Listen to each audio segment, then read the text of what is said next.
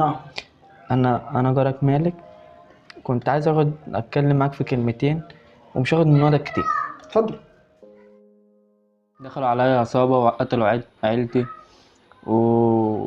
وطردوني من البيت، فما عرفتش اعمل ايه، فجيت لك، فكنت طالب بس مساعدتك، كنت عايز اي حاجة ادافع بيها عن نفسي.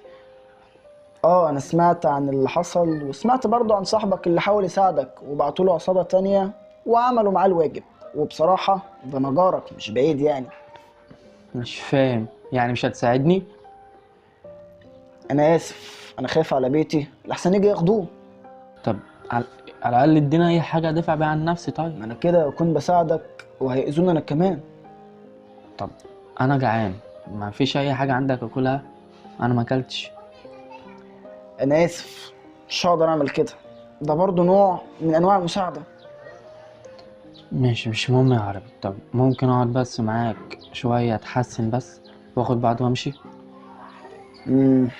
معلش، مش هقدر اقعدك اكتر من كده. انت عايز العصابة تعرف ان انا مخبيك عندي ويجي يقتحموا البيت؟ يعني ايه؟ يعني الكلام خلص وتقدر تتفضل.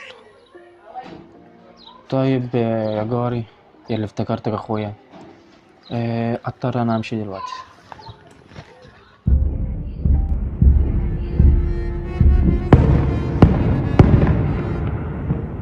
العدل فوق الجميع وبيعشقوا المخلوق.